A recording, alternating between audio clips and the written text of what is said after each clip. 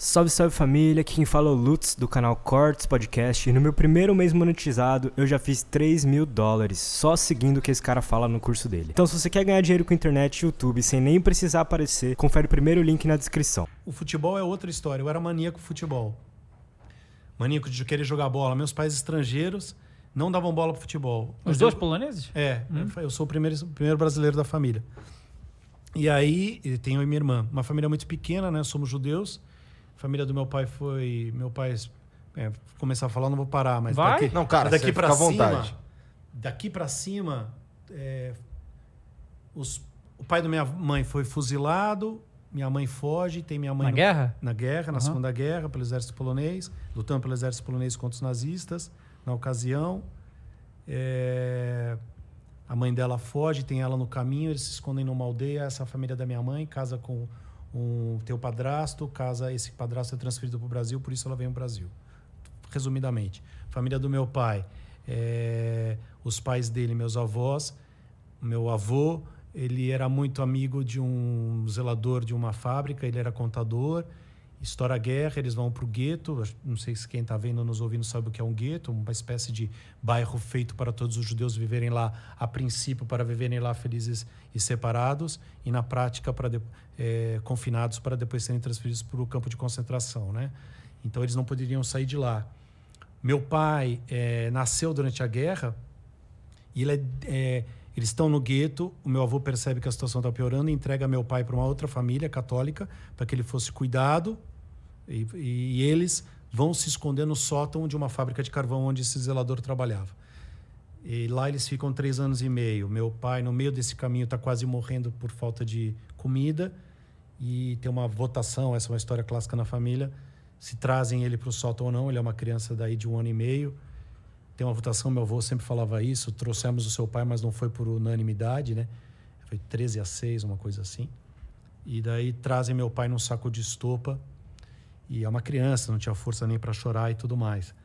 Raquítica, e passa mais 1 ano e meio nesse sótão, né? Meu pai teve sequelas disso, de movimento, várias coisas por causa dessa falta de calça, da falta de luz e tudo mais, da falta de comida da criança. Tô falando tudo isso para falar da relação futebol, né? Mas essa é a minha família. Que história sinistra, Essa é a minha família, essa é a minha história. Meu pai cresce na Polônia, cresce em Cracóvia, porque quando meu avô sai desse sótão, ele monta uma escola para as crianças órfãs da guerra. Então lá meu pai cresceu e depois depois eles decidem, porque o antissemitismo está voltando, e eles estão sem grana, e tem uma parte da família que veio para o Brasil e estava melhor, acabam vindo para o Brasil, essas famílias se encontram, meu pai e minha mãe. Ah, então, seu pai e sua mãe só se se conheceram encontraram aqui. Ah, legal. Só se conhecendo em São Paulo. Eu contei de uma maneira bem resumida. Vai fazer 1 ano que meu pai faleceu agora. Então, acho que essas coisas também, quando eu falo, acabam ficando meio emotivas. Eu não quero ir por esse caminho, não. Mas aí... então, ele não era ligado em futebol, mas tinha uma relação com o Brasil de muito agradecimento, muito carinho, mas de um estrangeiro no Brasil, né? Então, os brasileiros. O que os brasileiros... E a minha casa se falava polonês. E eu me aproximei do Brasil, e eu sempre digo isso, por lugares e momentos, e o futebol. Jogar futebol era ser brasileiro.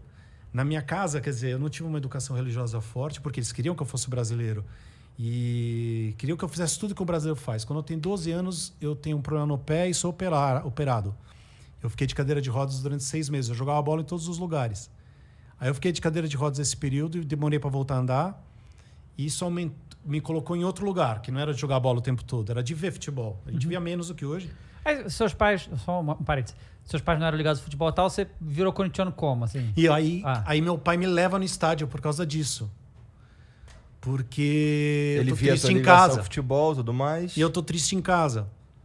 Sem poder jogar, né? E nessa Sem época poder também nada. não tinha tanto acesso a jogo que nem tem hoje, né? Era rádio. Então. Por isso que eu falo, eu sou eternamente agradecido ao José Silvério, Orlando Duarte, Milton Neves, Vanderlei Nogueira e Orlando Duarte e Cândido Garcia, que era a equipe da Jovem Pan, que era por onde eu ouvia, o Osmar Santos, né, também. Legal. O meu imaginário, quando a gente fala de ator e aí tudo se mistura, veio do rádio.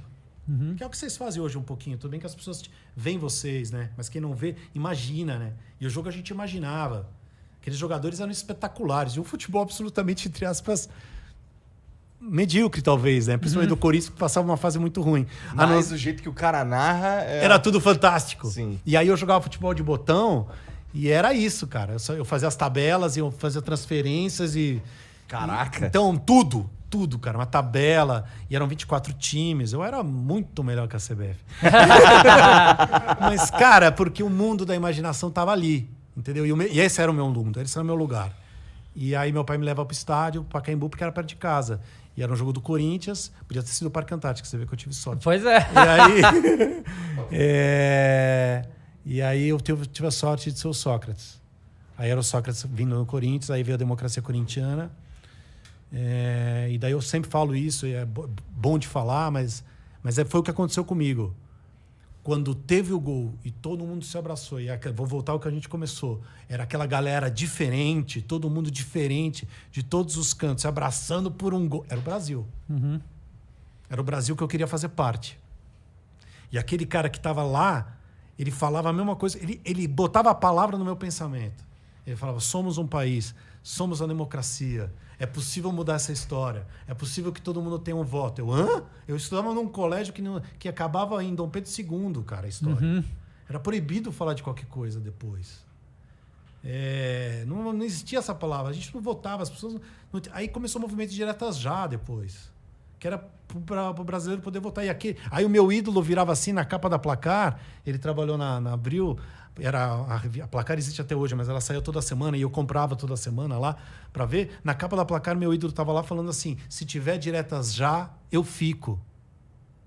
Eu não queria que ele fosse embora como o Zico foi. Uhum. Eu queria que ele ficasse, estou falando do Sócrates, né? E ele lá, vestido de Dom Pedro, uma baita capa louca, né? Falando assim, eu ia ficar... Eu falei, caraca, o que ele está falando? Eu fui aprender democracia por causa dele. Uhum.